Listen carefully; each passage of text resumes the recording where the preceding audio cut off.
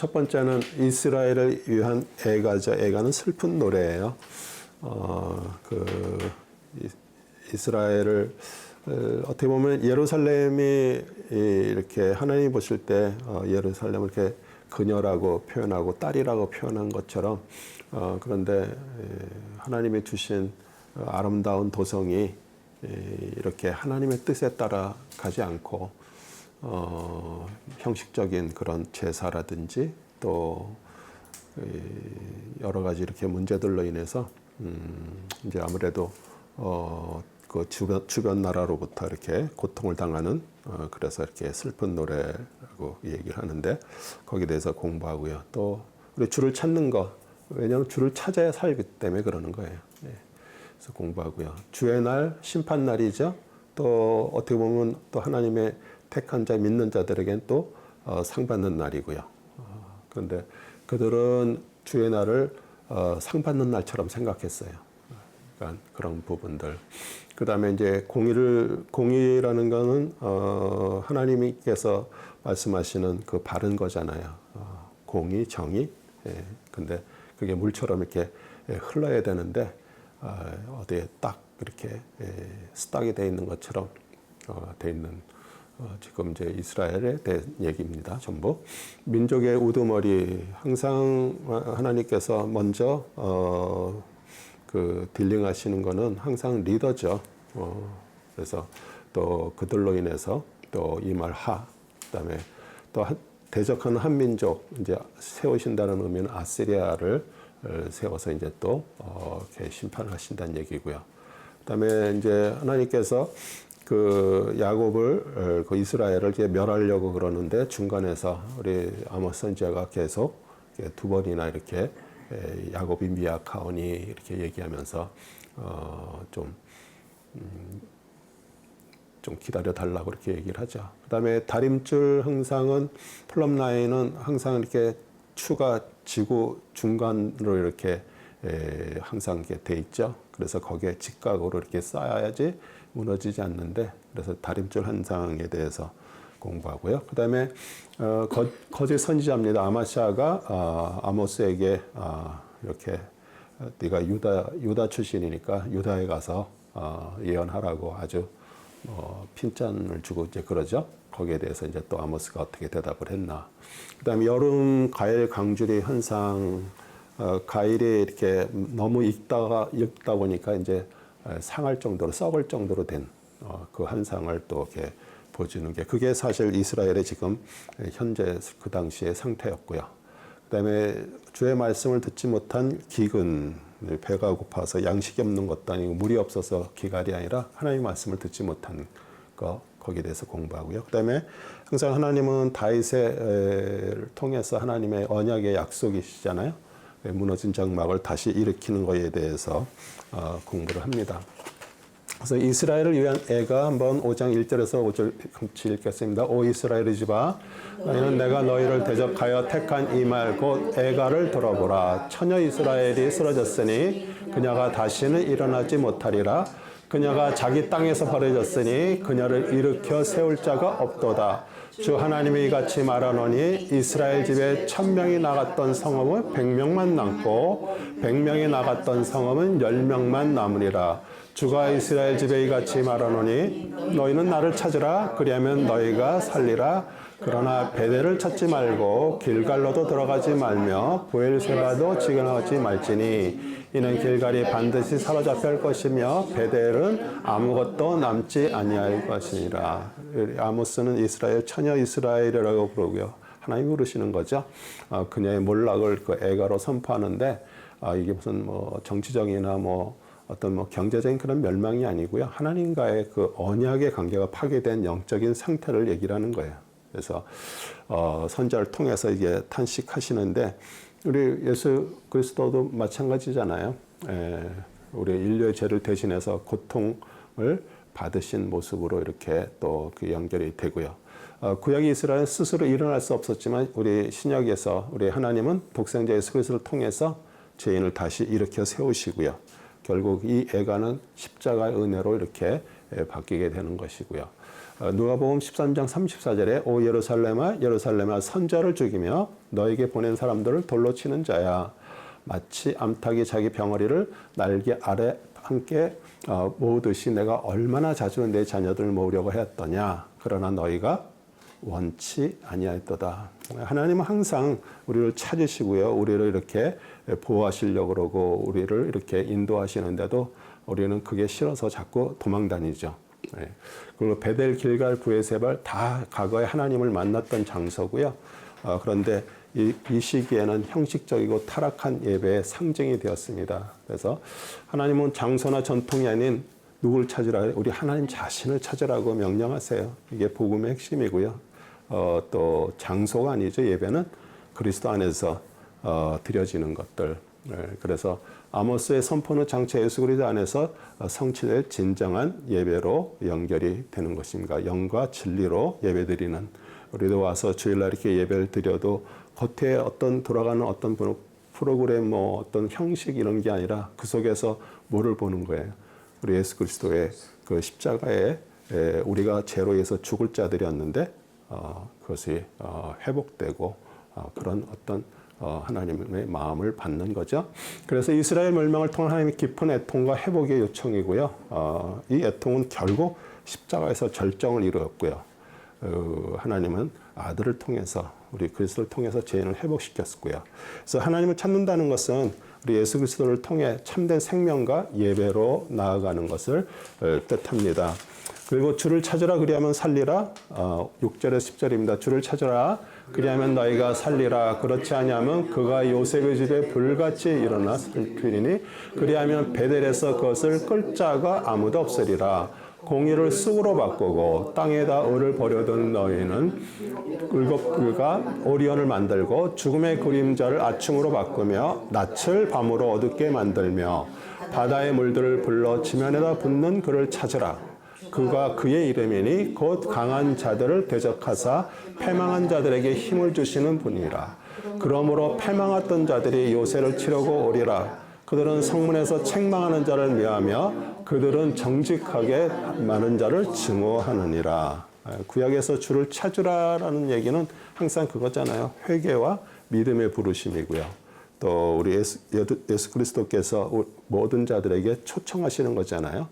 그래서 요한복음 14장 6절에 예수께서 그에게 말씀하시기를 나는 길이요 진리요 생명이라 나로 말미암지 않고는 아버지께로 올 사람이 아무도 없느니라. 우리 주님만이 길입니다. 우리 사람이 살면서 다들 자기 길을 가고 있죠. 그런데 오직 주님만이 그 길이의 생명의 길이기 때문에 우리는 그 길로 들어서는 거고요. 그 다음에 그리스도 자체가 진리입니다. 네, 말씀이면서 진리고요. 그리고 그 안에서 생명, 육신의 생명이 아니라 영의 생명이 그 안에 있고요. 그래서 우리는 그 길로 들어서서 가고요. 우리 생명은 단지 육체적인 생존이 아니라 영원한 생명이에요. 그리고 오직 그리스도를 믿음으로 주어지는데 우리가 죄 가운데 있는 자들에게 주시는 회개, 복음적 부르심으로 해석할 수가 있습니다. 그리고 하나님의 공의는 인간 사회를 지탱하는 중심인데 이스라엘은 정의를 쓴 쑥으로 고통과 절망으로 바꿨습니다. 예수님 당시에 그 종교 지도자들을 이렇게 떠올리게 하고요. 그들은 율법 외형으로 지키나 사실 공의와 긍휼과 믿음은 버렸어요. 우리 예수님께서 말씀하신 거죠. 마태복음 23장 23절 위선자의 서기관들과 바리새인들아 너에게 화 있으리라. 이는 너희가 박하와 아니스와 커민의 11조는 바치면서 율법과 공의와 자비와 믿음에 더 중요한 것을 빠뜨렸기 때문이라. 너희는 이것들을 행하고 저것도 버리지 말아야 할 것이다. 이렇게 얘기를 해요. 그래서 사실 해 아래 새 것이 없다고 지금도 얼마나 이 세상에 정말 바른 공의 정의가 행해지고 있어요. 불의가 판을 치고 있고요. 그 다음에 진리가 왜곡되고 있고요. 거짓이 사실처럼 이렇게 선포되고 있는 그런 시대에 이렇게 살기 때문에 사실 우리가 그 시류를 따라 산다 그러면은 우리는 다 멸망할 수밖에 없어요. 그래서 우리에게 복음이 필요하고 생명의 말씀이 필요하고 또 주님 안에서 우리가 그 길을 가는 거고요. 항상 세상은 요동치고 있습니다. 오늘 이렇게 얘기했다 내일 저렇게 얘기를 하고 그런데 우리는 거기에 속지 않고 중심을 우리 그리스도께 들고서 살아가는 거죠. 그래서 그리스도는 하나님의 참된 정이고 공의 자체이십니다. 그리고 하나님은 우주를 창조하시고 어둠을 빛으로도 바꾸시는 전능자세요. 그러니까 사실 우리가 그리스도 믿기 전에 우리 다 어둠이었어요. 그러니까 어둠이라는 것은 사실 그 어둠 자체가 죄죠. 우리는 죄 속에 다 살았습니다. 그리고 제가 그전에도 얘기했잖아요. 저도 예전에 젊었을 때 이렇게 술을 좀 마시고 직장이니까 동료들하고 같이 있다 보니까 어쩔 수 없이 거기에 이렇게 빠질 수가 없어서 같이 술을 먹어요. 그런데 뭐 그러다 보니까 그 다음날 이렇게 오면은 참 이 몸이 이렇게 술을 많이 먹으면 힘들잖아요. 그런데도 저녁만 되면 어디서 누가 술 먹으라고 부르지 않나? 이게 사람이라는 게 어쩔 수 없어요. 다 그렇게도 우리 다 살았어요. 근데 그리스도를 통해서 빛 가운데 우리에게 이렇게 오게 됐잖아요. 얼마나 감사해요. 네. 이제는 뭐 그럴 나이들도 지났고요. 뭐 그런다고 해서 우리 하나님께서 우리를 진짜 이 속에 빛으로 하나님께서 점점 우리를 만들어 가시면은요. 아까 이렇게 시작하기 전에 우리 집사님들하고 같이 권사님하고 같이 얘기를 했지만 정말 하나님께서 우리의 삶을 어떻게 보면은 너무 이렇게 하나님의 방법으로 이렇게 이끌어 가세요. 또 우리가 조금 잘못 좀 가는 것 같으면 또 경고가 딱 있고요. 그러니까 야 이게 우리가 원하는 대로 내가 가는 것을 막아주시는과 동시에 뭐를 하는 거예요? 하나님 살아계시고 하나님은 진짜 나를 인도하시는구나. 이거를 우리가 깨닫는 거잖아요, 그렇죠? 네. 그래서 그 다음에 죽은 자들을 부활을 생명으로 또 인도하시고요. 또 하나님을 찾는 자들 우리 새벽을 경험하게 돼요. 빛이 이렇게 깜깜하다가 새벽이 제일 어두운 부분 시간이에요. 그러고서 이제 바로 이제 빛이 이제 해가 뜨죠.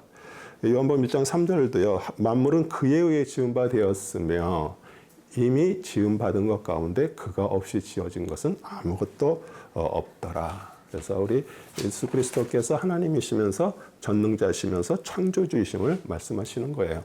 그다음에 주의 날 16절에서 20절입니다. 그러므로 주 만군의 하나님 주가 이같이 말하노라. 모든 거리에 통곡이 있으리니 그들이 모든 대로에서 말하기를 슬프도다 슬프도다 하고 농부를 불러 애도하게 하며 애곡을 잘하는 자들을 불러 곡하게 할 것이라. 온 포도원에 통곡이 있으리니 이는 내가 너를 통과할 것임이라. 주가 말하노라. 주의 날을 바라는 너에게 화로다. 그것이 너에게 어떤 결말이 되겠느냐? 주의 날은 어둠이지 빛이 아니니라. 마치 사람이 사자를 피했다가 곰을 만나거나 집에 들어가 손을 벽에 디뎌댔다가 뱀에게 물린 것과 같도다. 주의 날이 어둡게 되지 않겠으며 빛이 없게 되지 않겠느냐? 너무 어두워 그 안에 밝음이 없지 않겠느냐?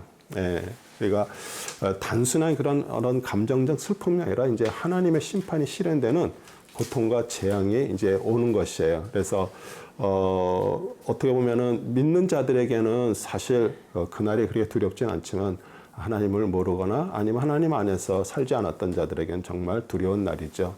그래서 내가 너를 통과하리라 이렇게 말씀하시잖아요. 이게 이제 어디로 이렇게 생각이 되냐면 우리 출애굽기 때 그 이스라엘 백성들의 집에는 이렇게 죽음의 천사가 넘어갔잖아요. 그런데 통과한다는 얘기는 뭐예요? 그 안에 들어가서 죽인다는 얘기거든요. 우리 이집트 애국 사람들은 다 죽었잖아요. 그러니까 여기에서 내가 너를 통과할 거라는 것은 이제 엄청난 심판이 임한다라는 얘기예요. 이스라엘 백성은 자신들이 하나님의 백성이기 때문에 주의 날이 오면 자신들에게 복이 임할 줄 알았는데 하나님은 그들의 위선을 받자 제약을 보시고요. 그날이 오히려 어둠이지 빛이 아니라 이렇게 얘기해요. 그래서 우리 신약에서 예수 그리스도의 재림은 구속받은 자에게는 소망의 날이지만 불의한 자에게는 두려움의 날입니다. 그리고 하나님의 심판은 피할라 해도 항상 다른 모양으로 반드시 임한다는 것을 강조해요. 그래서 어떤 뭐 종교적 형식이나 자신의 노력으로 하나님의 공의를 피하라 해도 불가능한 거예요. 그래서 진정한 피난처는 오직 예수 그리스도시죠. 사자를 피했다가 곰을 만났고 또 뱀은 사실 밖에 있잖아요.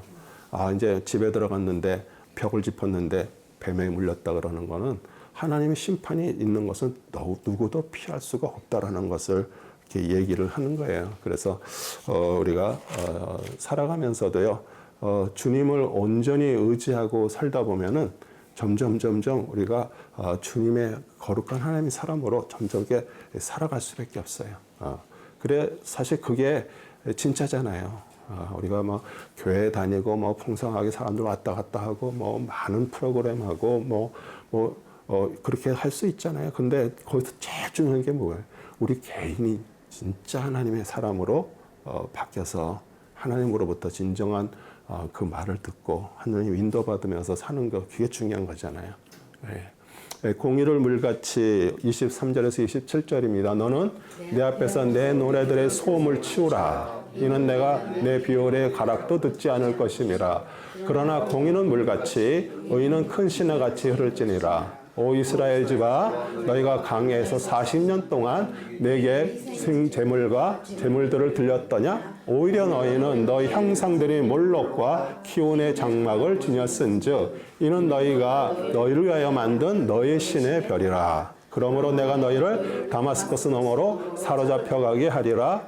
그의 이름이 만군의 하나님 주가 말하노라. 네, 이렇게 아모스 선지자도 항상 선지자들 보면 꼭 뒤에 이렇게 하나님의 이름을 같이 붙입니다. 왜냐하면 그게 자신의 입에서 나온 것이 아니고 하나님께서 말씀하셨다라는 것을 얘기를 하는 거예요. 그래서 하나님은 뭐 그들의 제사, 예배, 찬양, 악기 소리를 소음이라고 얘기하면서 거절해요. 왜냐하면 제사는 드리지만 삶 속의 정의와 공의, 회개와 결여된 정말 위선적인 신앙을 지적하는 거예요. 그러니까 실제로 지금 우리 뭐 신앙생활 하면서 그거잖아요. 교회 와서는 막 어마어마하게 찬양하고 뭐 예배 그럴듯하게 드리고 막 그러는데 실제로 파킹장 빠져나가면서부터 시작해서 집에 가서 또 일터에 가서 완전히 이중적인 그런 신앙생활을 한다 그러면은 그게 하나님이 기뻐하시는 거냐 이거예요. 네.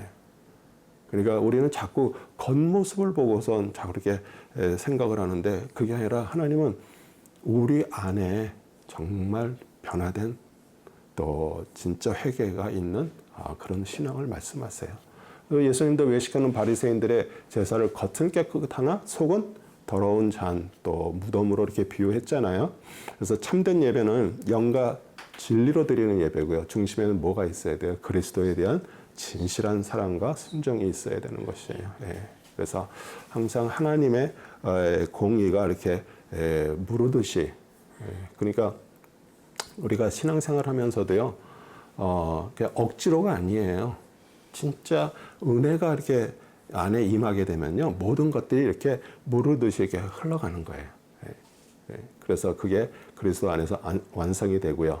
그리고 하나님은 정말 의와 공의 실체시잖아요. 그리고 믿는 자에게 그 의를 주시고요. 또 예수님의 십자가는 제한 하나님의 공의를 만족시키고 십자가는 우리의 율법은 죄잖아요. 우리 죄로 죽을 자들을 우리 예수님이 그 십자가에서 하나님의 그를 만족시키신 거예요. 그리고 믿는 자에게 은혜로 부어주시는 통로이기 때문에 참된 예배는 그리스도 의 안에서 거하고요. 그 의로 행하는 삶에서 흘러나와야 됩니다. 요새도 정말 어떻게 보면 참 젊은 분들이 자꾸 교회를 떠나잖아요. 그 이유가 왜 그럴까요? 교회는 사실은 더 하나님의 공의와 정의가 이렇게 돼야 되는데 교회가 상식에 통하지 않는 데가 됐어. 그러니까 그 얘기는 뭐예요? 아니 세상 사람들은 이렇게 되면 이건 잘못입니다 이렇게 얘기하는데 교회가 정말 잘못된 것을 가르쳐야 될 우에서 더 어떻게 보면은 세상 사람들보다도 더 못하는 어떤 그런 일들을 하는 거야. 그러면서 그게 영적이라고 자꾸 얘기하고 뭐 하나님이 그러셨다 그러는데 그렇게 되니까 젊은 사람들 볼 때는 야 이거 교회가 이거 뭐지? 그냥 일반적인 상식에 통하지 않는 교회가 되니까 어떻게 그냥 떠나는 거예요. 그냥. 그러니까 우리가 진짜 교회가요. 그런 진짜 종교적인 어떤 그런 부분에서 이게 깨져야 돼요. 패러다임의 시프트가 일어나야 돼요. 그리고 실제가 돼야 돼. 실제. 그래야 정말 사람들이 오고요. 특히 젊은 사람들은 그런 부분에서는 아주 민감하잖아요. 예. 그래서 이스라엘을 겉으로 드리는 여호와 제사를 드렸지만요. 사실 마음속에는 40년 동안에 광야에서도 계속 몰로 키운 그러면은 사단의 별에 대한 숭배예요. 몰록은 뭐 인신 제사를 드리는 거잖아요. 자기의 가장 귀한 것을 드려가지고 자기가 원하는 것을 얻는 거. 인신 제사 아주 잔혹한 우상이죠. 또 키우는 하늘의 별 행성 숭배로 여겨지는 이방 종교예요. 우리 뭐 지금으로 말하면 우리가 뭐 크리스천이라고 얘기하면서 마음은 항상 세상 가치와 욕망, 물질을 우상으로 이렇게 삼는 그런 것을 말하는 거예요. 그래서 예수님은 항상 그렇게 얘기하잖아요. 하나님과 제일 비교될 수 있는 거가 뭐라 그랬어요? 만몬신, 재물이라고 얘기했어요. 이 세상은 재물이 아닌 재물로로 다 모든 게 다 통과가 됩니다. 안 되는 게 없어. 근데 그러니까 우리 마음속에 정말 하나님에 대한 신앙이 아니라 하나님이 주시는 어떤 복을 만약에 우리가 그걸 섬긴다 그러면 그 자체가 우상이잖아요. 그래서 다마스커스 너머로 잡히게 된다. 이제 시리아죠. 글로 잡혀간다. 하나님을 아닌 다른 것을 의지했던 대가예요. 그다음에 민족의 우두머리에게 임할하, 지도자들에게 임할하 6장 1절에서부터 6절입니다. 시온에 평안이 있는 자들과 사마리아의 산을 신뢰하는 자들, 곧 이스라엘 집이 따르는 민족들의 우두머리라 불리는 자들에게 화로다. 너희는 갈레로 건너가서 보라. 너희는 거기서부터 큰 성읍 하마스로 가서 필리스타인들의 가도로 내려가라. 그들이 이 왕국들보다 나으냐? 아니면 그들의 변경이 너희의 변경보다 더 크냐? 너희는 악한 날을 멀리 두고 폭력의 자리를 가까이 오게 하며 상하 침상들 위에 누우며 그들의 평상 위에서 기지개를 펴며 양무리 가운데서는 어린 양들을 우리 가운데서는 송아지들을 취하여 먹으며 비올 소리에 맞춰 노래 부르고 다이처럼 스스로 악기를 만들며 대접으로 포도주를 마시고 귀한 향유를 자기들에게 부으면서도 요셉의 고난으로 인해 슬퍼하지 아니하는도다. 네, 여기서 비올 소리 그럼 비올라를 말하는 거예요. 악기죠. 그들은 뭐 아니라고요. 강포하고 사치하고 향락적이고요. 그리고 형제의 고난에 대해서 무감신했고요. 공의를 버리고 불의가 가득해서 고통스러운 사회를 만들었어요. 그리고 험한 것을 기뻐했고요. 그래서 하나님은 시온 유다와 사마리아 이스라엘 양쪽의 우두머리들을 이제 책망을 하시는데 그들은 자신들의 속한 도시의 군사력, 경제력, 종교적 특권에 만족해서 참된 구원자신 하나님을 의지하지 않고요. 우리 예수 그리스도를 신뢰하지 않고 세상적인 안정감, 종교적 배경, 자기의 의로 만족하는 사람들에게도 같은 경고가 주어집니다. 로마서 10장 3절 아주 중요한 말씀이에요. 이는 그들이 하나님의 의를 모르고 자기들의 의를 세우려 함으로써 그들 스스로 하나님의 의에 복종치 아니하였음이니라. 이렇게 말씀하십니다. 그래서 그들 이스라엘 지도자들은 뭐 사치와 향락에 이렇게 빠져 있으면서도 나라가 영적으로 병들고요. 망해가는 것에 관심이 없습니다. 우리가 이렇게 보면 이렇게 잠깐 이렇게 쉬는 시간이라든지 이럴 때 이런 얘기를 하잖아요. 지금 국회의원들 미국도 마찬가지예요. 그 정당을 자기들이 갖고 있는 그 국회의원들은 사실은 나라하고 관심 없어요. 자기들이 또 다시 재선을 하고 계속 국회의원을 할 수 있는 자기 거에 대한 생각만 갖고 있지 절대 나라가 적화가 된다든지 이런 거 관심도 없습니다. 그러니까 어떻게 보면 지금 이 당시에 그 지도자들하고 똑같은 거예요. 예. 그래서 우리 교회도 마찬가지잖아요. 우리는 오직 예수 그리스도의 그 십자가의 고난을 의지하고 예배드리면서 제가 누누이 얘기했잖아요. 우리 진짜 구약에서처럼 내가 주중에 이렇게 죄를 졌어. 그러면은 진짜 동물 한 마리 가져와서 여기서 진짜 목 따고 피 흘리고 가죽 벗기고 태워갖고 하면은 그거 보면요. 더 이상 겁나가지고 죄를 못 질 거예요. 그런데 사실 예수님께서 그 모든 것들을 벌써 다 하셨잖아요. 우리가 그걸 의지하면서 예배를 드리는 거예요. 그러니까 그 예배라는 게 그냥 뭐 찬송하고 뭐 읽고 뭐 설교 듣고 뭐 헌금하고 이제 뭐 이러는 게 아니라 그 속에서 우리가 내가 죽을 자였고 정말 하나님의 은혜로 오늘 살아있고 그다음에 내가 지은 것들 주님 앞에 고백하면 주님 회개하면 용서하시잖아요. 그러니까 우리가 그거가 진짜 구약에서 제사 드리는 것처럼 주일 와서 이렇게 예배 드리면은 우리는 벌써 오기 전부터 마음에 이렇게 소원을 가지고 또 마음에 진짜 어떤 찜찜한 게 있어서도 예배 드리면서 주님 성령님께서 우리 마음을 편하게 정말 회복시켜 주시면서 그러면서 다시 힘을 얻고 그러고서 집으로 돌아가는 거잖아요. 그리고 하나님은 우리에게 계속 말씀하시는 건 그거잖아요. 이게 주일날 와서 드리는 그 예배 중요하지만 24시간 7일간 그 집에서 또 직장에서 드리는 그 예배를 하나님 더 기뻐 받으시는 거예요. 그래서 우리가 뭐 정말 사회의 어떤 뭐 영적인 아픔이나 뭐 그런데 정말 무관심하면서 자기 만족에만 몰두한다면 사실 어떻게 보면 그리스도하고 전혀 관계없는 삶을 살고 있는 거예요.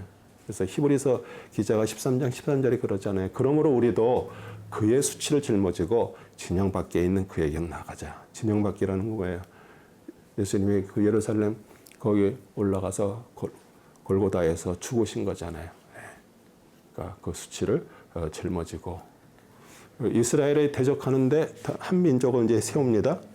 12절에 14절입니다. 말들이 바위 위에서 달릴 수 있겠느냐? 사람이 거기서 소들로 밭을 갈겠느냐?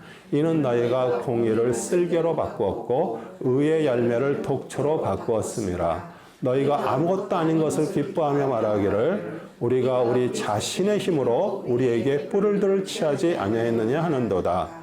그러나 보라 주 만군의 하나님이 말하노라. 오 이스라엘 집아 내가 너희를 대적하여 한 민족을 일으키리니 그들이 해맛 입구에서부터 강야의 강까지 너희를 괴롭히리라.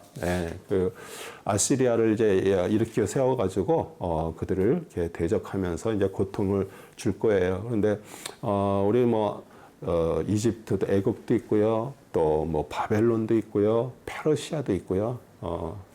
이게 시대마다 이렇게 있었지만 아시리아가 그렇게 처음으로 강한 이런 왕국을 이렇게 제국을 만들었고요. 근데 왜 그들이 그렇게 잔인한 자들이 되었냐면 너무나도 처음으로 큰 강한 그런 나라들을 이렇게 다스리다 보니까 본을 보이려고 아예 처음부터 사람들을 그냥 적국의 사람들을 그렇게 심하게 뭐 코를 베어버린다든지 아니면 뭐 이렇게 줄로 끌고선 끌고 간다든지 또 왕들이 자기들이 이렇게 연회하는 잔치에 그 옆에 그 나무에다가 머리를 잘라서 거기다 걸어놓은 그런 그림들이 자기들 거기에 이렇게 다 나와요. 그런 게.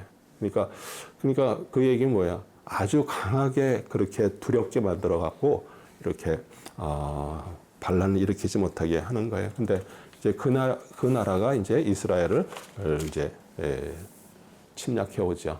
말들이 어떻게 땅에서 달려야지 바위에 달릴 수가 없잖아요. 그렇죠? 그리고 소를 어떻게 바위에서 밭을 갈겠어요. 그러니까 그게 사실 말을 안 된다는 얘기를 하면서 그 공의가 하나님의 공의잖아요. 쓸개로 변하게 하고요.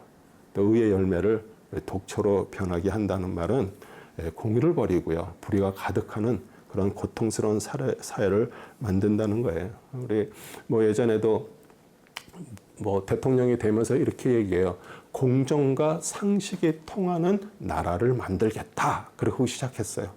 사람들이 엄청 기대했습니다. 근데 어떻게 됐어요?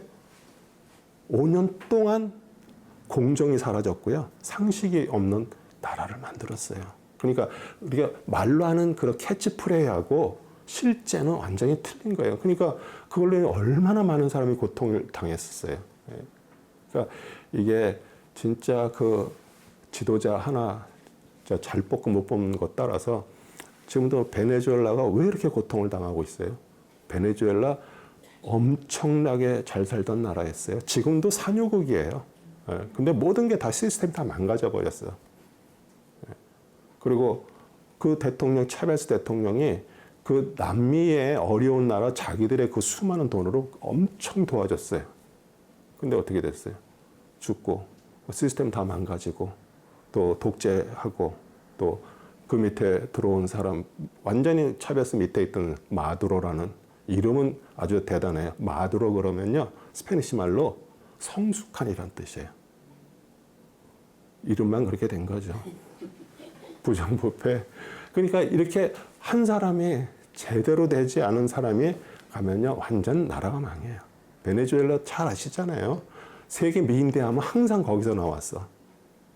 근데 다 지금 거지들이 돼가지고 다른 나라로 다 유랑해서 살아요. 그러니까 우리가 진짜 바른 것을 알아야 되고요. 근데 그건 세상은 다 그렇게 돼요.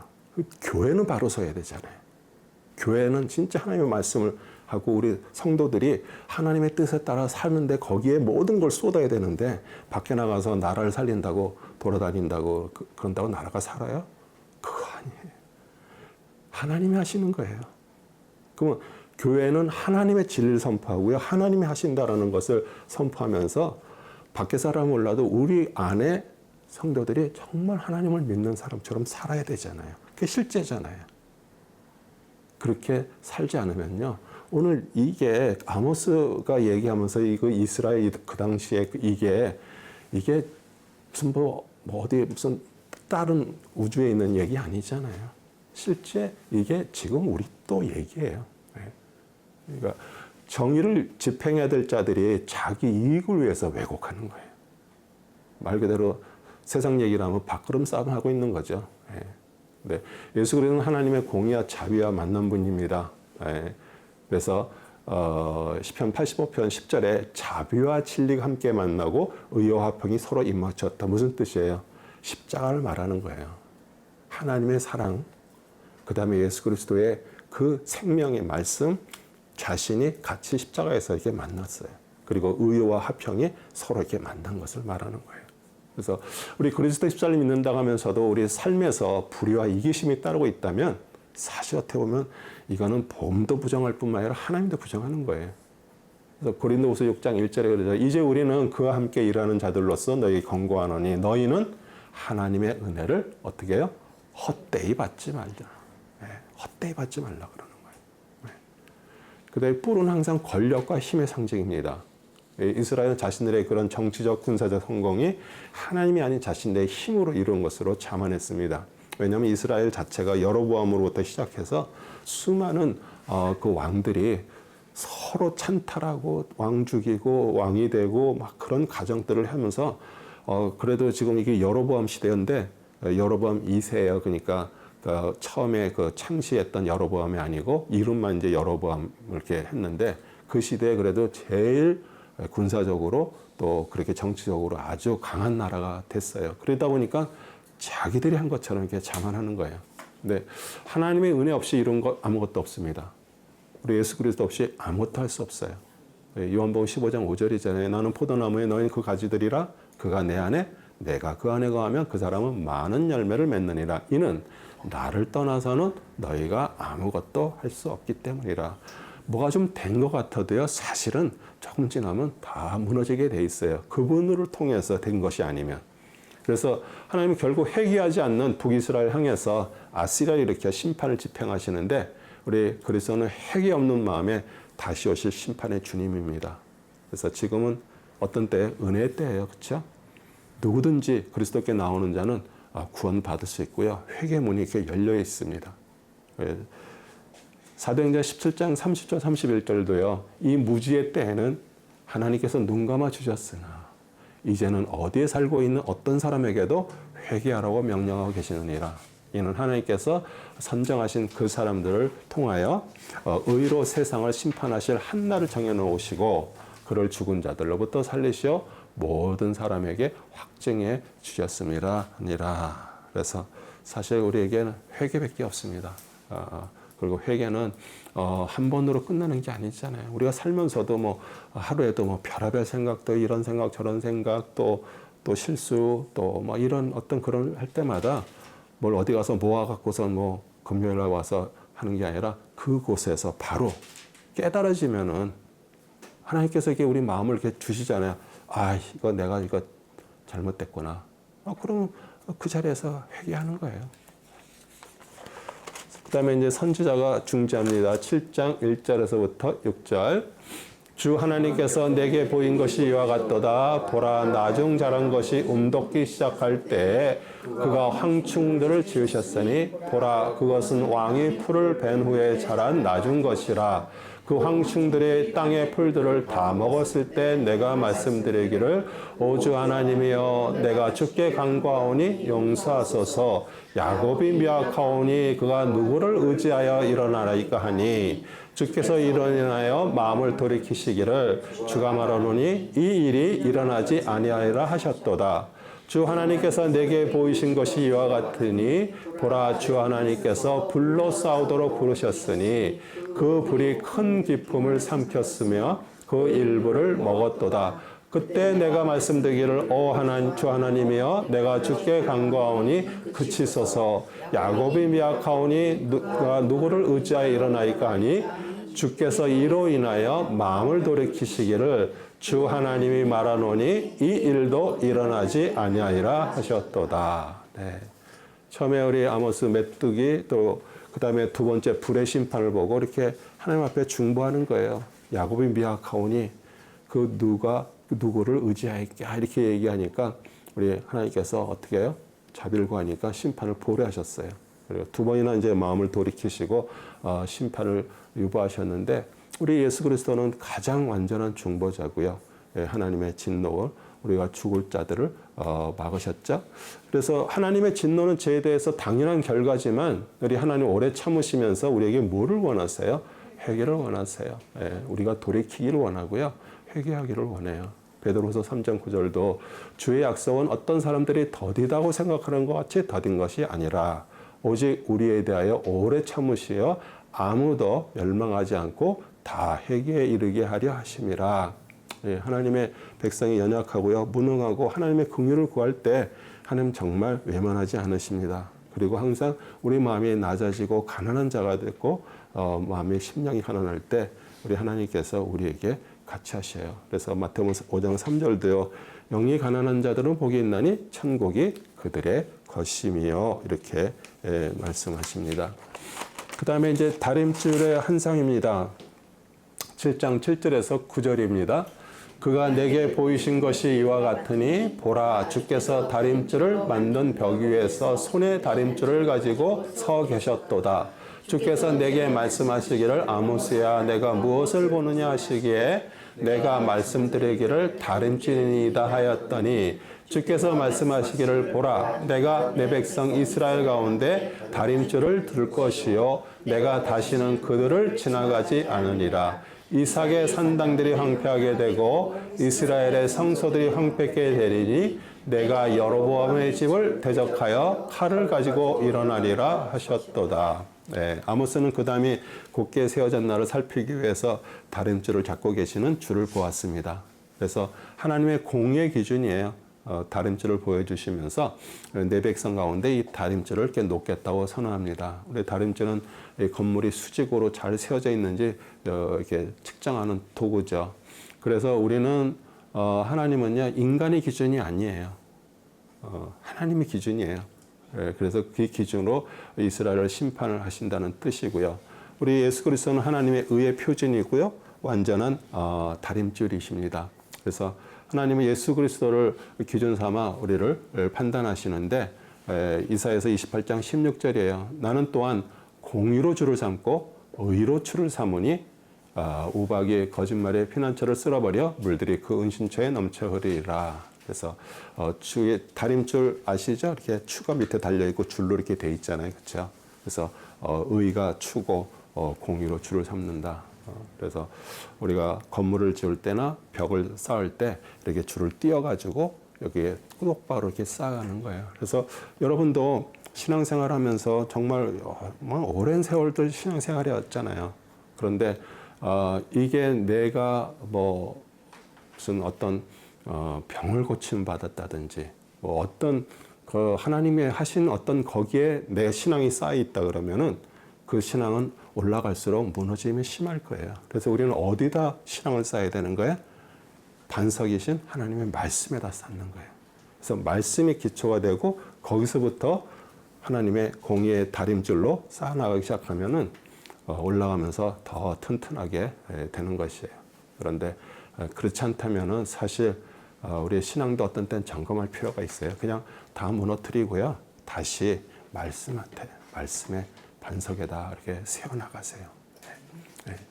그래서 앞에 두 환상에서 아모스는 중보기도로 하나님의 그 심판을 철회했지만 우리 세 번째에서는 뭐라 그래요? 다시는 그들을 지나가지 않아. 이렇게 말씀하시는 거예요. 그러니까 뭐예요? 심판의 유예가 끝났어요.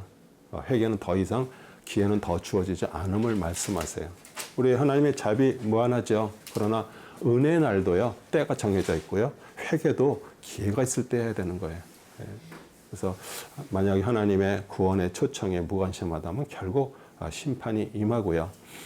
히브리서 3장 15절에도요. 말씀에 이른 바와 같이 오늘 너희가 그의 음성을 듣거든 경노의 때와 같이 너의 마음을 완악하게 하지 말라 하셨으니. 항상 하나님은 어떤 상황을 통해서 또 말씀을 통해서 우리에게 이렇게 말씀을 하십니다. 그런데 그때 우리가 잘못된 게 깨달아졌다면 돌이키면 되잖아요. 그런데도 끝까지 만약에 마음이 완악하다 그러면 나중에 정말 어려운 상황까지 올 수밖에 없는 것이에요. 왜냐하면 주님은 정말 우리가 바르게 하나님의 뜻 안에서 정말 행복하게 살기를 원하잖아요. 그러니까 진짜 행복이 그거잖아요. 그래서 거짓 경배 장소 우상 숭배했던 산당도, 그 다음에 성소가 타락한 제사가 됐던 것들, 그 다음에 여로보암 집, 뭐 정치 권력으로서 이런 것들에 이제 다 모두 하나님의 심판이 임할 것을 예고하는 거예요. 그래서 우리 예수 그리스도는 우리의 예배의 중심이잖아요. 또 성령과 진리로 드리는 예배만이 하나님께 연락되고요. 그 다음에 참된 경배자들이 하나님께 영과 진리로 경배 드릴 때가 오느니 바로 이때 지금이라 이는 아버지께서 자기에게 경배하는 드리는 그런 자들을 찾으십니다. 하나님은 항상 하나님의 그 마음에 맞는 자를 찾고 계십니다. 그래서 우리가 하나님의 마음을 받고 그분 안에서 정말 기쁨으로 살아가는 거 주님이 기뻐하시고요. 우리 예수 그리스도는 하나님의 공의의 기준이자 심판을 피할 유일한 피난처예요. 그래서 지금 우리가 은혜 때 살고요. 그리스도를 통해 하나님의 기준에 합당한 자로 살아가는 것이에요. 그러니까 그 심판이 두려워서 하는 게 아니라 기쁜 마음으로 우리는 정말 그 일을 하는 것이고요. 그 다음에 이제 거짓 선지자 아마스야에 대한 얘기입니다. 7장 10절에 13절입니다. 그때 베델의 제사장 아마샤가 이스라엘의 여로보암 왕에게 사람을 보내어 말하기를 아모스가 이스라엘 집 가운데서 왕을 대적하여 음모를 꾸몄으니 이 땅이 그의 모든 말들을 견딜 수 없나이다 하였으니 이는 아모스가 이같이 말하기를 여로보암은 칼에 죽을 것이요 이스라엘은 반드시 그들의 본토에 사로잡혀 가게 되리라 하기 때문이라. 아말사가 또한 아모스에게 말하기를 너 선견자야 가라. 너는 유다 땅으로 도파하여 거기서 빵을 먹고 거기서 예언하되 베델에서는 더 이상 예언하지 말라. 이는 그것이 왕의 예배당이요 그것이 왕의 궁정임이라 하시니라. 그래서 세속 권력과 결탁한 우리 종교 지도자죠. 아마시아 대표입니다. 베델의 제사장이었지만 하나님의 말씀을 대하는 아마스를 반역자로 몰아서 왕에게 고발해요. 왜냐하면 우리 하나님께서 아모스를 통해서 말씀하신 거예요. 여로보암 칼에 죽을 것이고 이스라엘 반드시 본토에 사로잡혀 가게 되리라. 또 앞으로 그게 일어났잖아요. 그런데 그 얘기를 듣기 싫어하는 거죠. 그래서 하나님의 뜻을 거부하는 거예요.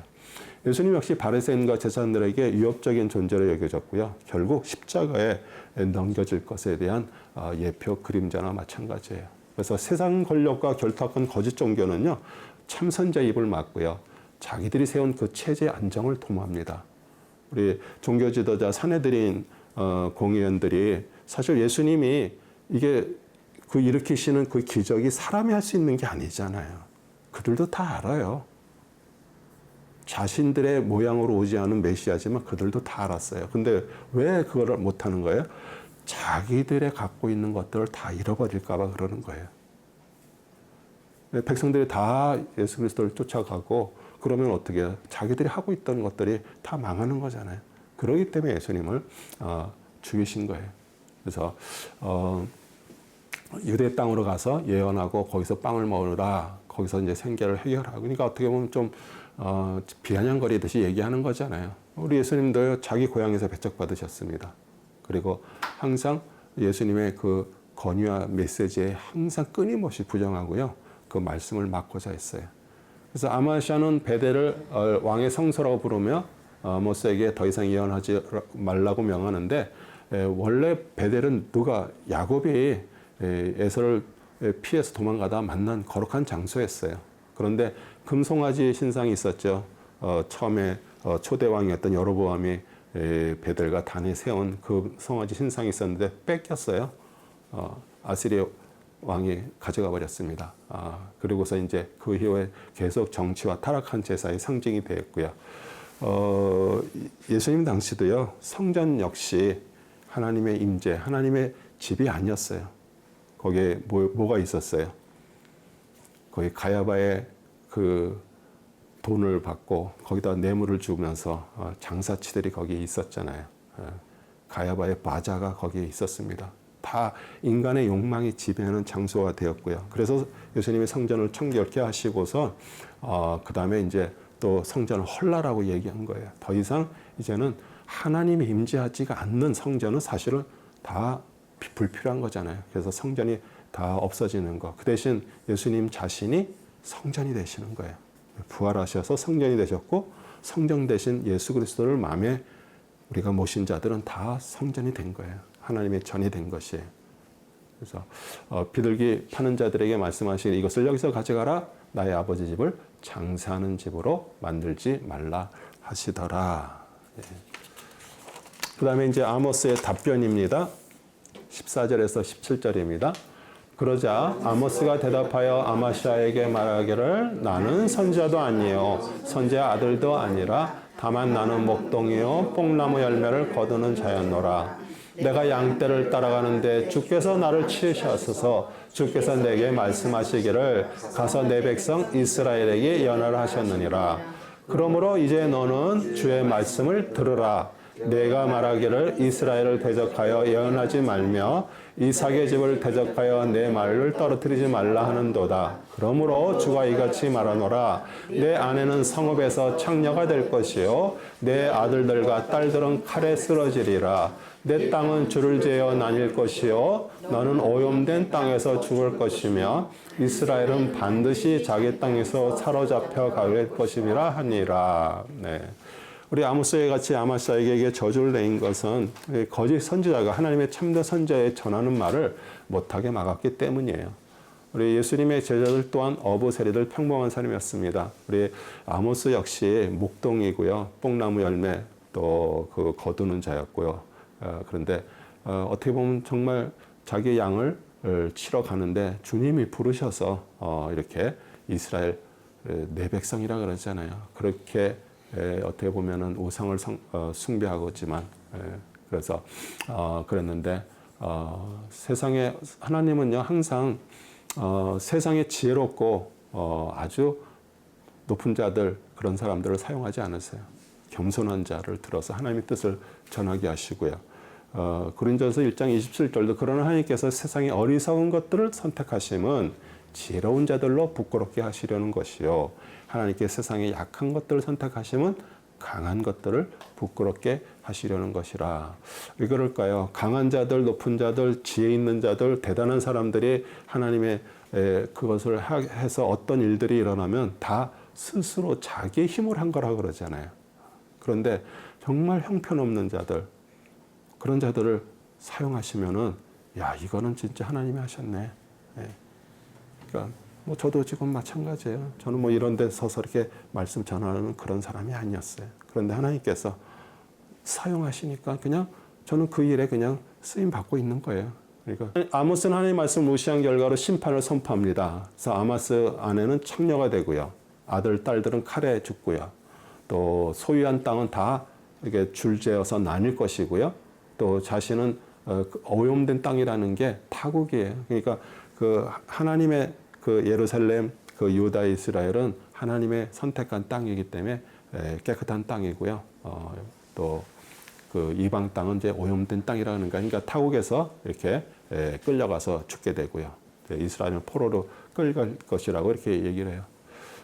어떻게 보면은 아마시아는 대단하잖아요. 그 이스라엘에서 베델에서 대제사장이나 맡은 그런 역할을 하는 사람이니까 그렇게 얘기를 하면은 뭐 정말 이렇게 어떻게 보면 상대가 안 되잖아요. 그런데도 누구로 불러봤어요? 하나님으로부터 부르심 받는 사람이에요. 그렇기 때문에 담대하게 순종하면서 그 일을 하는 거예요. 우리 예수 그리스도 마찬가지입니다. 우리 사람의 영광이 아닌 아버지 하나님을 뜻을 쫓아 십자가를 지셨어요. 또 우리 복음 전파자들도요. 세상에서 누가 인정하는 게 아니라 하나님의 영광과 지혜의 말씀을 선포할 뿐만 아니라 그렇게 살아야 되는 거예요. 갈라디아서 1장 10절 내가 이제 사람들에게 호감을 사랴? 아니면 하나님께 사랴? 아니면 내가 사람들을 기쁘게 하려고 하겠느냐? 내가 아직도 사람들을 기쁘게 하려고 한다면 나는 그리스도의 종이 아니니라. 제가 전에도 얘기했죠. 제가 이렇게 목회 이곳에서 이렇게 시작하는데 한지 얼마 안 돼서 하나님께서 저한테 주신 말씀이에요. 그래서 정말 하나님을 정말 기쁘게 하고 또 우리 하나님의 사람들을 만드는데 저희 모든 것을 다 쏟으면서 하나님께서 여기까지 이렇게 이끌어 오셔서 너무 감사하고요. 8장 1절에서부터 3절 같이 읽어보겠습니다. 주 하나님께서 내게 보이신 것이 이와 같도다.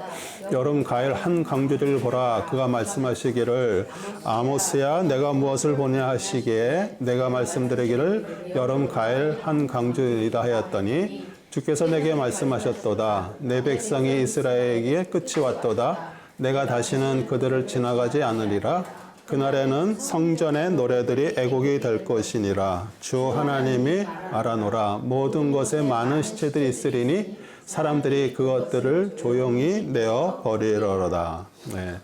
우리 아모스에게 너무 이거 갖고 이제 썩어질 그 가일이 가득 찬 강주를 보여주시는데 이제 심판의 때가 점점 가까이 왔다고 말하고요. 또 그 이스라엘을 또 상징한다고 설명합니다. 그래서 그 여름 가일이라는 그 언어 카이츠는 또 끝이라는 단어 캣스와 이렇게 비슷해요. 그래서 우리 그 여름 가일 이제 아마 이제 심판의 끝이 이제 왔다라는 얘기를 이제 이렇게 환상을 통해서 보여주시고요.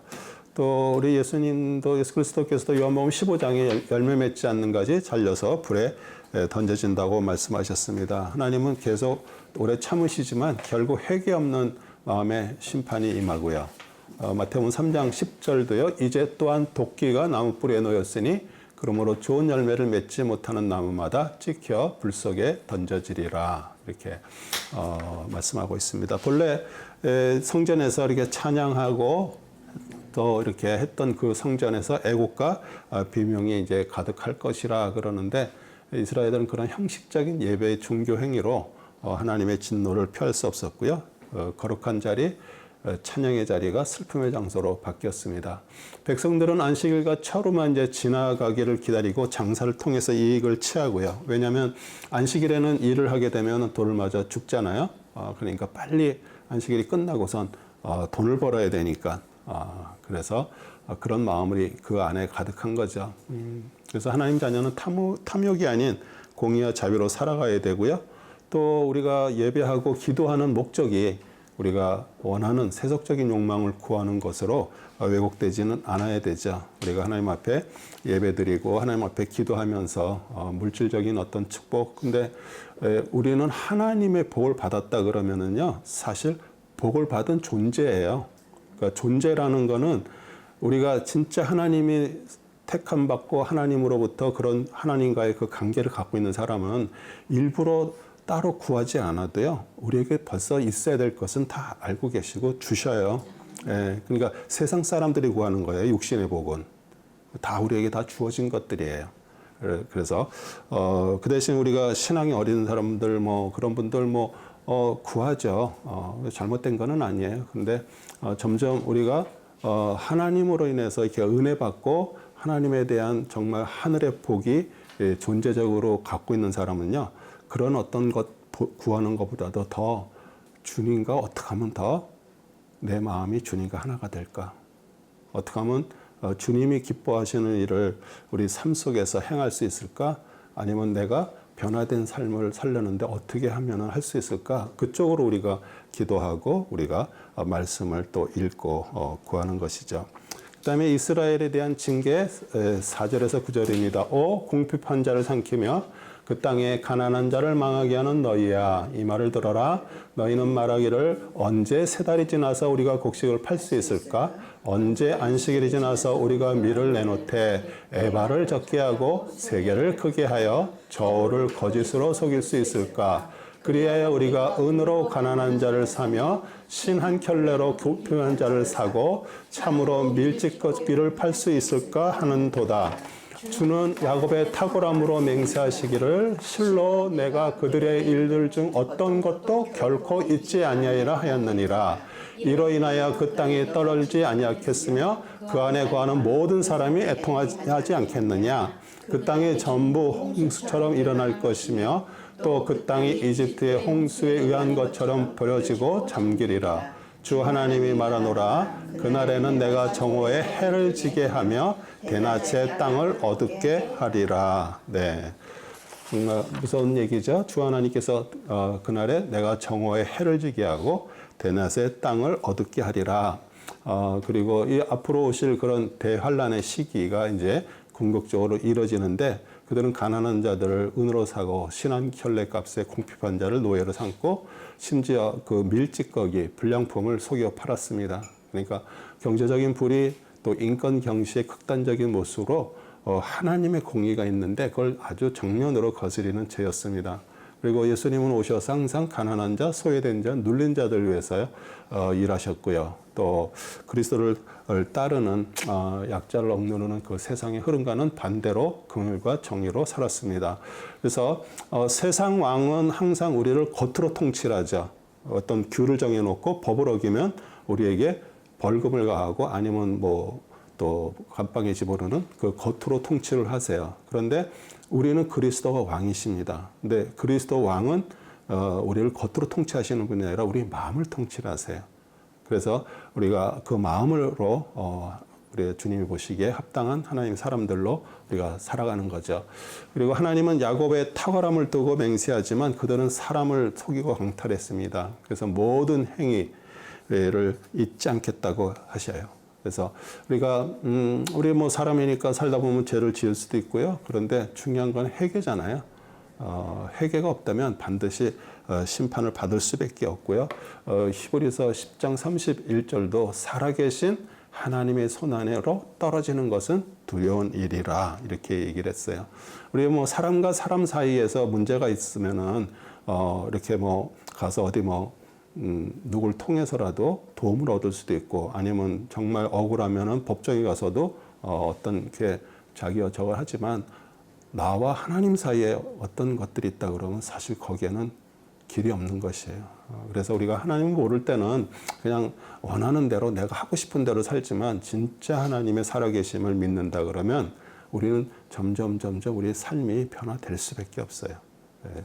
왜냐하면 하나님은 참으시고 기다리시지만 우리의 죄를 그냥 내버려 두지는 않으셔요. 왜냐하면 그렇게 해서 어떤 징계가 있은 다음에 깨닫고 돌이켜서 하나님과의 관계가 좋아지는 게 그게 진짜잖아요. 그게 안 되면은 우리는 겉으로만 만약에 이렇게 하다 보면은 하나님과의 어떤 관계를 가질 수가 없잖아요. 그리고 대낮에 땅을 어둡게 하리라, 우리 심판의 날을 가리키면서도요, 신약에서 우리 예수님 십자가에서 죽으시는 날, 누가복음 23장 44절에요. 그때가 제6시경이었는데 어둠이 온 땅을 제9시까지 덮더라. 그러니까 6시면 12시 정도 되는 거죠. 아모스의 예언이 궁극적으로 십자가의 성취됨을 보여주고요. 또 그날은 하나님의 아들이 죽음이 이루어진 날이면서 무슨 날이에요? 하나님의 공의와 우리 예수 그리스도의 사랑이 만나서 우리가 하나님의 사람으로 살 수 있는 그 길을 열어놓으신 날이에요. 그날에 하나님과 지성소와 성소를 가르고 맡고 있는 그 휘장이 갈라졌습니다. 그래서 하나님 앞으로 들어갈 수 있는 길을 열어놓으셨고요.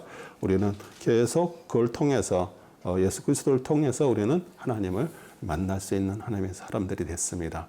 그 다음에 주의 말씀을 듣지 못할 기근 11절부터 14절입니다. 주 하나님 말하노라 보라 그날이 오리라 내가 그 땅에 기근을 보내니 빵의 기근도 아니요 물로 인한 갈증도 아니라 오직 주의 말씀들을 듣지 못하는 기근이라 사람들이 바다에서 바다까지 북쪽에서 동쪽까지 방황할 것이요 사람들의 주의 말씀을 찾으려고 이리저리 달릴 것이나 그것을 찾지 못하리라. 그날에는 아름다운 처녀들과 청년들이 갈증으로 인하여 기진하리라.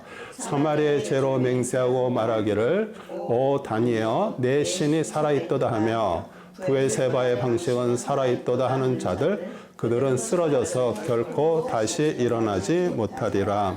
하나님께서 말씀의 기근을 보내신다고 얘기하죠. 육신의 양식 결핍도 아니고 또 물이 없는 것도 아니고 하나님의 말씀을 듣지 못한 영적 기근이에요.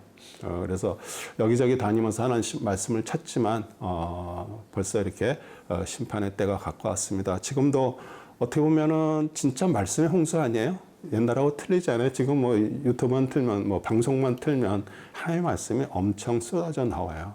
그런데 홍수가 일어나면은 물이 엄청 범람했잖아요. 근데 그 속에서 진짜 먹을 물이 없는 것이 홍수 상태예요. 그러니까 말씀이 이렇게 홍수같이 있다 그래도 그 안에서 진정한 말씀을 찾는다라는 것은 사실 쉽지가 않습니다. 그리고 제가 누누이 얘기했지만 목사님들의 설교는요. 하나님께서 그분을 통해서 만나서 하신 말씀들이에요. 그게 우리에게 은혜도 되고요. 또 어떤 때는 우리가 막 결단도 할 수 있지만 사실 그것이 내 것은 아니에요. 그래서 내가 하나님의 말씀을 읽고 그 말씀 속에서 진짜 주님을 보고 만날 때 거기서 영적인 갈증이 이게 해결이 되는 거죠. 그리고 청년, 처녀, 뭐 젊고 건강한 자들마저도 이렇게 말씀의 부재로 인해서 갈급해서 기진맥진되죠. 그런데 우리는 정말 특히 젊은 세대들이 어떻게 보면은 그 부모님들의 그 신앙이 유전이 돼서 실제로 부모님들이 그렇게 하나님의 사람으로 살아가는 것을 보여주지 못했기 때문에 또 제일 젊은 사람들이 교회를 떠난 이유가 뭘까요? 교회는 상식이 통하지 않는 데가 돼버렸어요. 그러니까 이런 기본적인 상식이 통해야지 젊은 사람들이 이해가 되잖아요. 그런데 우리는 교회가 일반 어떤 교회들이 그 종교적인 거와 아직도 그런 어떤 목회자들을 우상시하는 어떤 그런 걸로 인해서 분명히 잘못된 게 있잖아요. 그럼 그게 잘못됐다라고 얘기를 해야 되고 교회가 그것에 대해서 이렇게 하면 안 된다라고 해야 되는데 다 같이 감싸면서 가고 그러니까 젊은 사람들이 야, 이게 교회가 이게 뭐야? 세상도 안 그러는데 그러면서 젊은 사람들이 떠나는 거예요. 그래서 사실 우리가 젊은 사람들 잃어버렸다고 얘기하기 전에 먼저 교회가 개혁이 일어나야 돼요. 정말 하나님 앞에 목회자들이 또 장로 이렇게 리더들이 정말 하나님 앞에 정말 심각하게 회개하고 그래야지 우리 젊은 사람들을 다시 찾을 수가 있는 것이에요. 그리고 오직 예수 그리스도의 말씀, 예수만이 생명의 떡이고요. 그분만이 우리의 영적인 갈증이 해결이 됩니다. 그래서 우리 사마리아의 죄는 그거잖아요. 뭐 단이라든지 또 베델이라든지 그곳에 송아지 신상을 세웠죠. 그리고 부엘세바라는 것도 사실 어떻게 보면은 물이 일곱 물이 나오는 것이라는 그런 영적인 건데 거기에 말씀의 부재로 인해서 갈급하고 기진하게 된 것이에요. 그래서 우리가 하나님은 항상 누구를 먼저 저걸 하냐면요. 하나님을 말씀 맡은 자들을 하나님은 다루십니다. 그래서 우리 정말 단호한 심판이죠. 그리고 그리스도를 믿는 자만이 일어나 영원한 생명을 얻는데 우리 예수님께서 이렇게 얘기하시죠. 나는 길이요 진리요 생명이라 나로 말미암지 않고는 아버지께로 올 사람이 아무도 없느니라. 그분이 길이고요. 그분이 하나님의 길과 생명과 생각대로 살으신 분이에요. 그렇기 때문에 우리도 내 생각 버리고요. 내 길이 아니라 그분의 길, 우리가 생명의 길로 저희들이 가는 거죠. 그 다음에 이제 주 앞에서 너희들이 이제 피하지 못하는데 9장 1절의 4절입니다. 내가 보니 주께서 제단 위에 서서 말씀하셨도다. 문인방을 쳐서 기둥들이 흔들리게 하고 그들 모두의 머리를 자르라. 그리하면 내가 그 마지막 사람들을 칼로 살육하리라. 그들 가운데서 도망치는 자는 도망치지 못할 것이요 그들 가운데 도피하는 자는 구제되지 못하리라. 그들이 지옥으로 파고 들어간다 할지라도 내 손이 거기서 그들을 끌어낼 것이요 그들이 하늘까지 올라간다 할지라도 내가 거기서 그들을 끌어낼 것이라.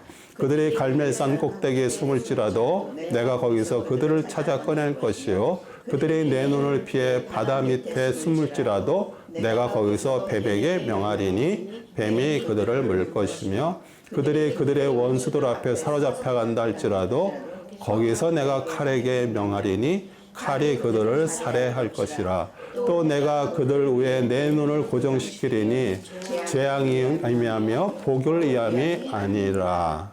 제단은 성전의 번제단을 말하죠. 거기에서 동물을 죽여서 그 우리의 죄를 해결하는 것이잖아요. 또 기둥머리는 성전 낭실 그 앞에 두 기둥이죠.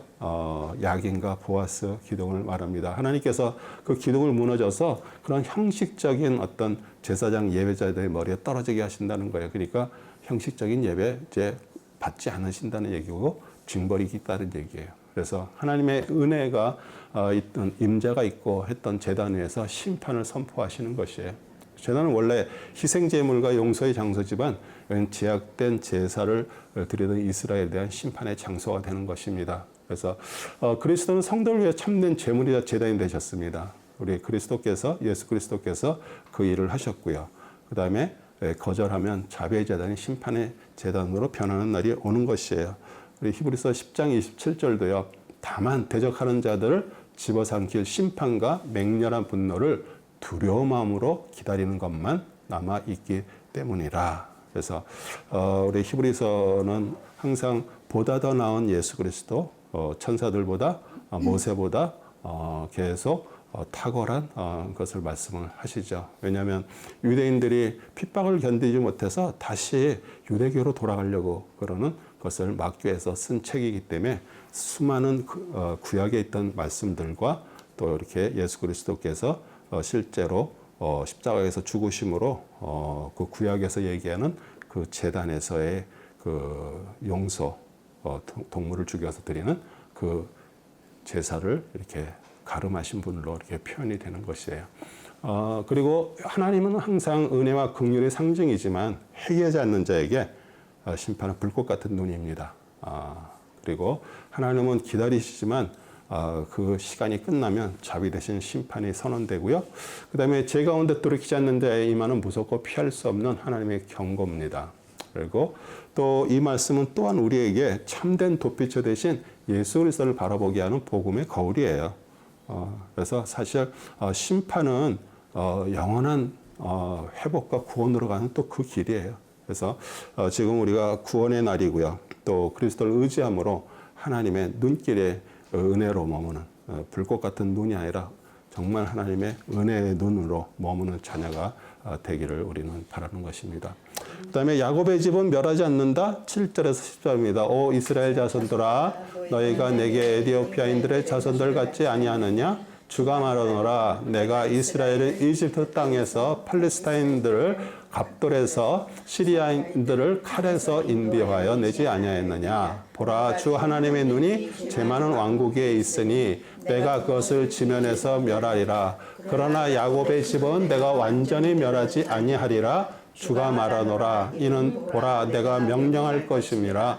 곡식을 채로 치듯이 내가 모든 민족 가운데 이스라엘 집을 채질할 것이나 가장 작은 알곡도 땅에 떨어지지 아니하리라. 내 백성 가운데서 말하기를 재앙이 우리를 따라잡지도 막지도 못하리라 하는 모든 죄인들은 칼에 죽으리라. 네. 아까도 얘기했잖아요. 하나님의 그 손길은요. 하나님의 말씀은 우리가 어디로 도망간다고 해서 거기서 벗어날 수가 없는 것이에요. 그래서 우리가 정말 그분에 대해서 그것을 우리가 알고 두렵다 그러면 우리는 매일매일 삶 속에서도 어떻게 보면은 두려움은 우리에게 뭐를 주는 거예요? 돌이킬 수 있는 기회를 주는 거예요. 그래서 돌이켜서 그 하나님과의 그 관계가 된다. 그러면 하나님은 또 우리를 정말 은혜의 눈으로 또 우리의 필요한 것들을 공급하시고 또 위험으로부터 우리를 막아주시면서 오는 거예요. 사실 우리가 매일매일 산다는 것 자체가 어떻게 보면 은혜 아니에요? 정말 수많은 일들이 벌어지고 있는 가운데서 우리는 은혜 속에서 오늘도 이렇게 하나님의 말씀을 공부할 수 있는 것 자체가 은혜죠. 그다음에 체질은 이제 곡식의 알갱이와 쭉정이를 구분하는 방법이죠. 그런데 하나님께서는 작은 알곡도 땅에 떨어지지 않게 하신다 그래요.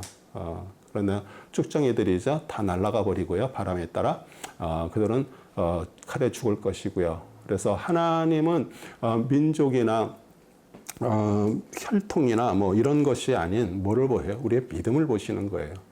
그러니까 너희가 내게 에디오핀들 자손 같지 아니하냐 이렇게 얘기를 하잖아요. 우리 하나님은 출애굽을 통해서 이스라엘 구원하셨지만 불순종과 죄 가운데 있는 그들은 사실 이방인과 다름없이 대하겠다는 엄중한 경고예요. 그래서 우리가 정말 두려워할 부분들은요.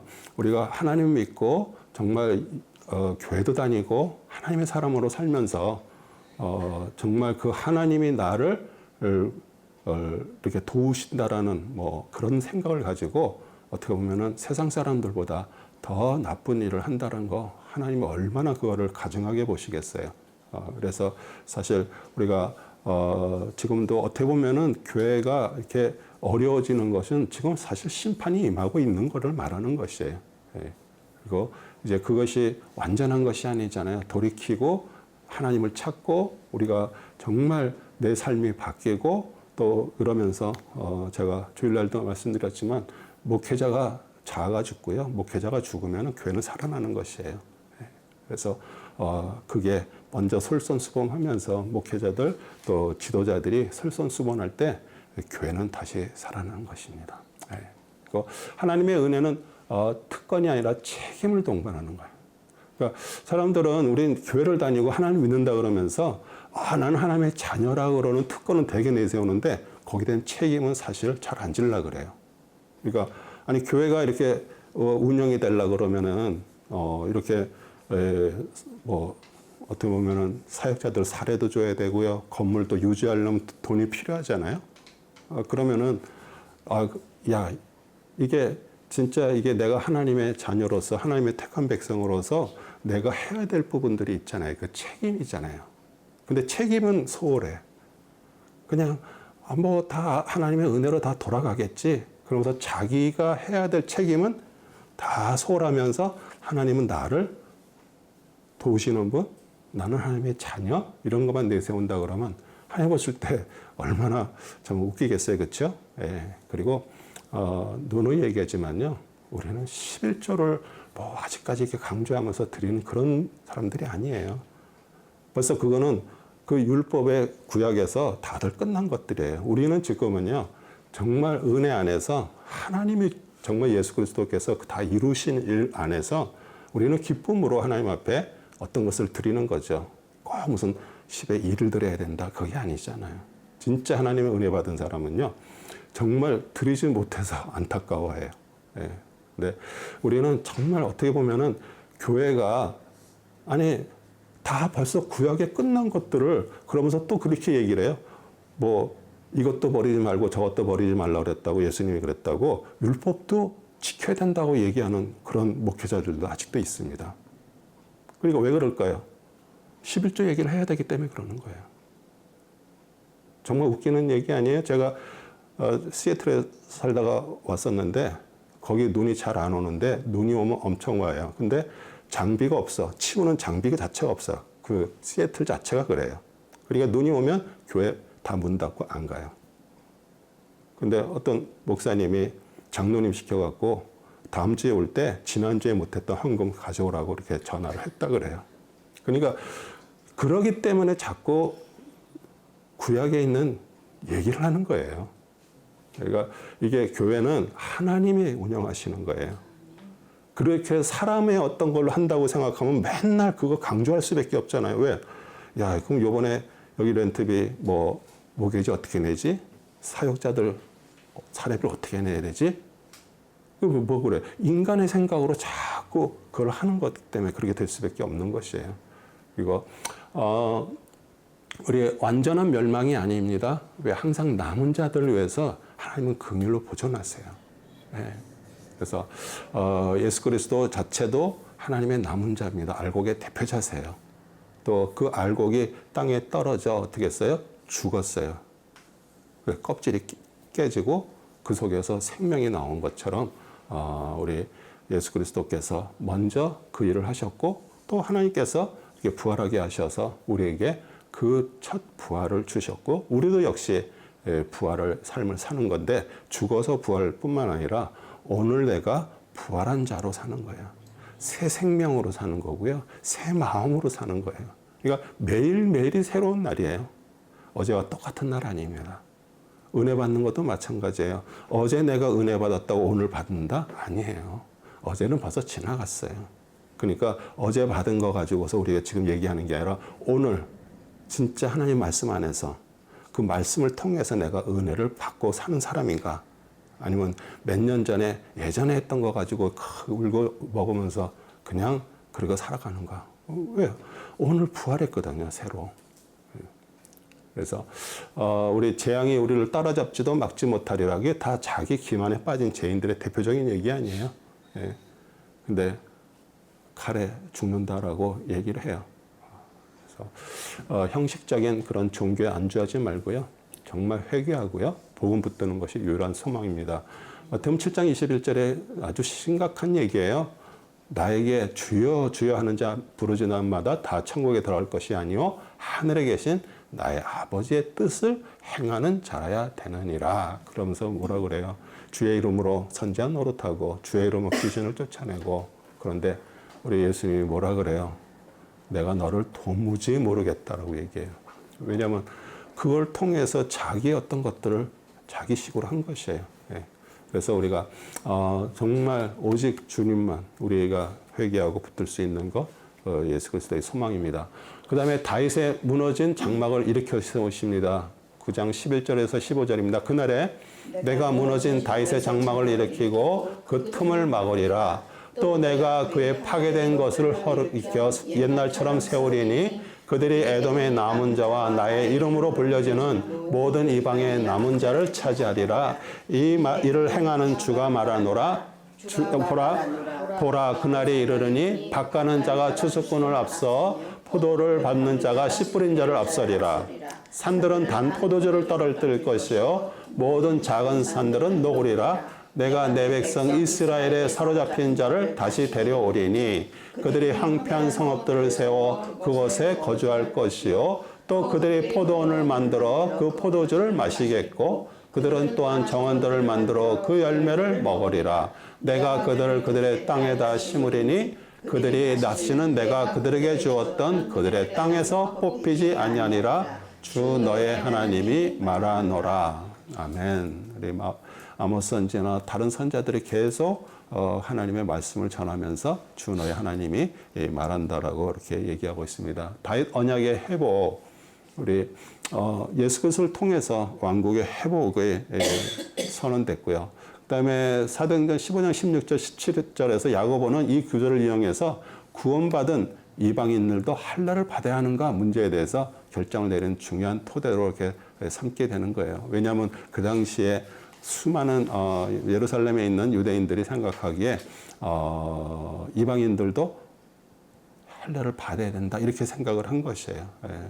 왜냐하면 자신들이 그렇게 할례를 받고 하나님의 율법을 받았기 때문에 그렇게 얘기를 하는데 오늘 그 야고보 사도 이 말씀을 이용해서 이제 그렇게 결정을 하죠. 그거는 할례 받는 거는 이제는 끝났다. 예수 그리스도께서 벌써 십자가에서 죽으심으로 그 모든 것들이 끝났고 그래서 사실 우리 그리스도를 통해서 회복은 유대인뿐만 아니라 모든 이방인들, 뭐 에돔 또 모든 일반 민족이 확장됐고요. 또 그리스도 안에서 무너진 영적 장막, 하나님의 임재 교회가 다시 회복되고요. 이스라엘과 모든 민족이 그 왕국에 함께 들어가게 되는 것이에요. 그래서 우리가 정말 그 어떻게 보면은 사실 창세기에서부터 계속 하나님은 이방인들에 대한 항상 마음을 갖고 계셨고요. 또 수많은 선진들이나 리더들이 사실 어떻게 보면 이방인들하고 결혼했고요. 또 요셉 같은 게 대표적인 얘기죠. 그다음에 이제 이 농사가 이렇게 주기가 겹칠 만큼 이제 정말 어떻게 보면 밭가는 자가 추수꾼에 앞서서 또 포도를 밟는 자가 씨 뿌리는 자 앞에서 뭐 산들은 단포도를 떨어뜨릴 것이야. 이렇게 정말 풍성한 풍성함을 약속하신 것인데 메시아 왕국의 풍성함과 영적 번영을 상징적으로 보여줍니다. 그리고 무너진 성읍 다시 건축하고 포도원을 심고요. 또 열매를 또 누리는 그 회복된 언약 공동체의 복을 말해줍니다. 그래서 그리스도를 통해서 영적 항평에서 벗어난 자들이 복음을 누리고 전하고 그 열매를 풍성하게 거두는 삶으로 부르심을 받고요. 이제 더 이상 뽑히지 않는다는 것은 그냥 단순한 팔레스타인의 회복이 아닌 하나님 나라의 영원함, 또 영원한 안식을 상징해요. 그래서 우리는 그리스도 안에서 벌써 하나님 나라에 심어져 있습니다. 더 이상 죄나 심판에 대해서 우리는 흩어짐이 없을 것이고요. 아모스 마지막 메시지는 이제 심판으로 끝나지 않고 이렇게 회복으로 끝나잖아요. 회복과 소망으로. 그런데 모든 선지자들의 거의 마지막이 마찬가지입니다. 왜냐하면 하나님의 심판과 그런 두려움은 우리를 멸망으로 이끌려고 그러는 게 아니라 돌이킴이잖아요. 돌이키기만 하면은 하나님은 회복해 주시고요.